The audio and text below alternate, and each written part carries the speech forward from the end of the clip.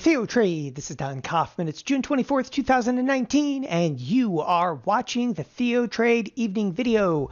We are just seconds after the cash close. Well, that saw us close massively unchanged on the trading session. That's right, this one wasn't exactly a nail biter, but the S&Ps finished up a whopping point. Although the S&P futures are not closed, they could finish at zero. Nasdaq futures largely unchanged, but there is a mover on the screen, and that, people, that is the Russell. And you got to ask yourself, the Russell down by the tune of 1%. Again, I want to highlight that for a second. The Russell down to the tune of 1%, closing effectively at its lows. Is the Russell really a prelude to other sell-side activity that can occur in the days to come? Well, we're going to try to answer that. The other aspect that really kind of begs to be looked at happens to be the lack of liquidity, or I should say liquidity or lack thereof. 865,000 contracts trade in the S&P futures.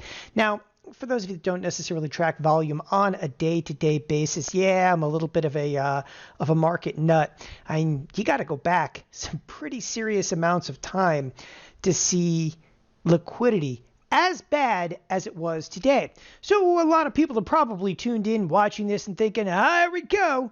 It's the summer doldrums. It's summer trade.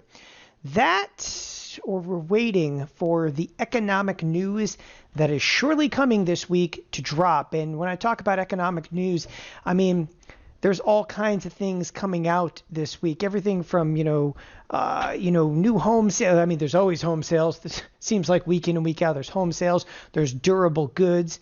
We've actually got Jerome Powell speaking again. All right. Lots of people are going to be looking at the GDP at the end of the week. There's actually, inflationary numbers coming out.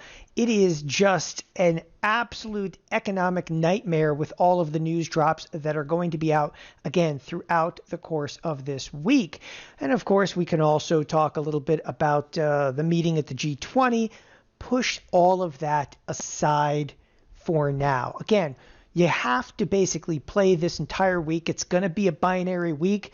The markets may pause for a period of time, but as some of this data starts to drop, or if Jerome Powell says anything, you're going to have a market that's going to be in motion very, very quickly. Now, let me show you an area that I feel is rather disconcerting at this point in time, and that does in fact pertain to the Russell. So the Russell backed off a little bit. And as we know, the Russell, first of all, is well off of its highs. The rest of the marketplace is at or near all-time highs, right? Back up to the Russell here on a 3-year. You can see the Russell is substantially off those highs. Now, you can point fingers. Could it be interest rates? Absolutely. One of the things, though, that kind of perplexes me in today's trading session is that the S&Ps are largely unchanged, and the Russell is diverging a little bit lower.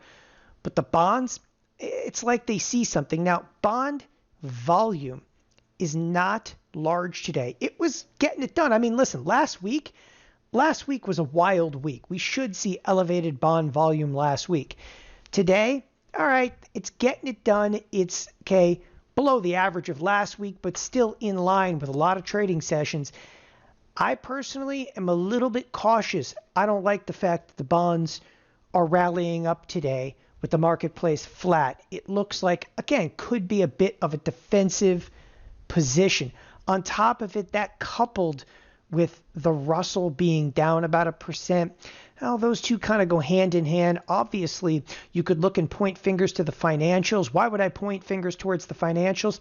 Well, the financials are often the beneficiary of higher interest rates. In this case, the bonds rallied, which takes rates lower. There's the financials heading a little bit lower.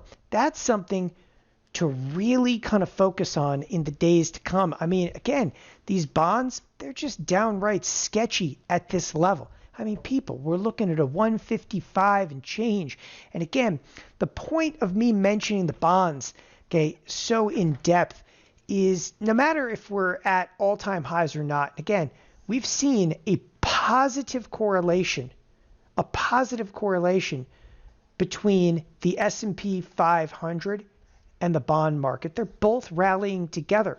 But anytime the bond market is rallying, right, and the S&Ps aren't necessarily in that correlation, then you start to think of it like, ruh-roh, is this a defensive position? Meaning that, are they tucking money into the bonds instead of going out and just buying volatility outright? Again, is that a defensive position?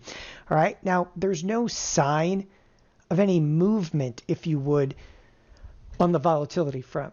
Short-term volatility, it's up negligibly, but you expect short-term volatility to be up. There's a bunch of announcements coming out. 3-month volatility is flat. The VVIX is generally speaking, it's flat. There's not a ton of other signs on the screen. But I am going to bring you to the transports. The transports are also off, okay, 1.5%, along with the fact that energy, which has been undoubtedly, okay, one of the hottest markets in the last 3 weeks, it's off today by almost 1%. So there is, if you would, a little bit of weakness in the force, which brings me to my main point of tonight's video, and that is, if you got capital in the market, get your hedges on. Get them on. What am I really talking about when I talk about like getting hedges on? First of all, let's go to the spiders. We're going to go to the spiders. Just open up like a 3-year, right? If that doesn't do justice for you, open up a 5-year. Listen, anytime that the marketplace is sitting, okay, at or very near an all-time high, I'm always going to say the same thing. Get those hedges on, right? Why? What hedges can do is offset the possibility of downside risk. Now, when I'm talking about getting your hedges on, I am referencing, your IRA portfolio, or, you may have a 401k, which is tucked away with some mutual funds. Listen, right now, what I'm talking about, if you're long stock in any way, shape, or form, consider getting your hedges on. The hedges that we're talking about, right? You could use something like what we term the VIX, okay? Vol spread. This is something, of course, that we teach here at TheoTrade. We got a VIX vol spread. The next thing you could think of, okay? The risk twist spread. To show you kind of a deviation of that in a moment. Last but not least, okay, the atomic, and that's the atomic hedge.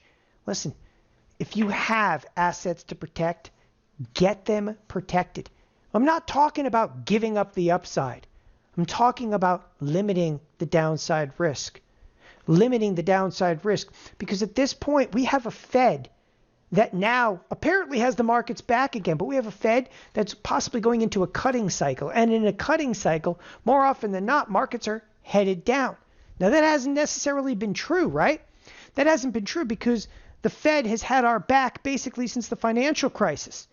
Yeah, but during those times, okay, companies, their balance sheets getting a little bit stronger, getting their feet back onto them. Right now, we're going to be going into an earnings season in the month of July. Boy, if those earnings aren't good, imagine that. Interest rates are near rock bottom.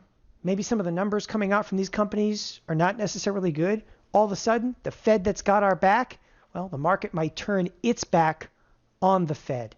Get your hedges on. I'll give you a quick example of a hedge. I'm going to open up the September options here inside of the spiders. I'm going to build us a risk twist spread. So I'm going to sell the 288s, buy 1, 2, 3 of the 278s, sell one of the 276s. This is a risk twist spread. This is actually, of course, designed for one of two reasons. We could go in, we can actually analyze this trade. And by the way, I've got a couple of infinity spreads on in here and a partridge in a pear tree. I'm going to hide all my current positions. We're just going to look again at this particular spread. We're going to day step it to show you how the trade matures over time.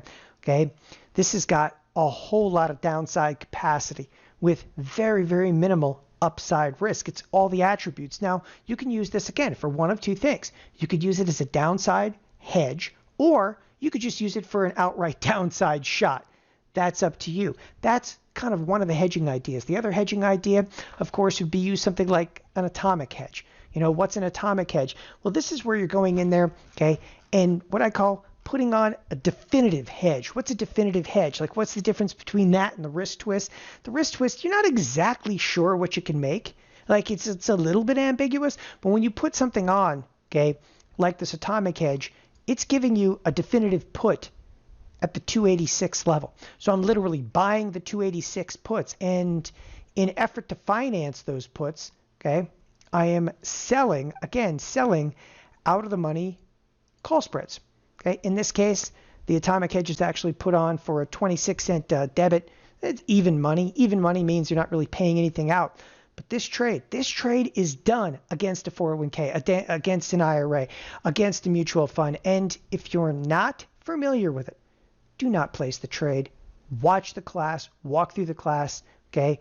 A hedge like I just showed you, and any number of the hedges that I just showed you, could potentially save you guys hundreds of thousands of dollars. Maybe some of you don't have that much to save, okay? With a wrist twist, could give you a huge downside shot.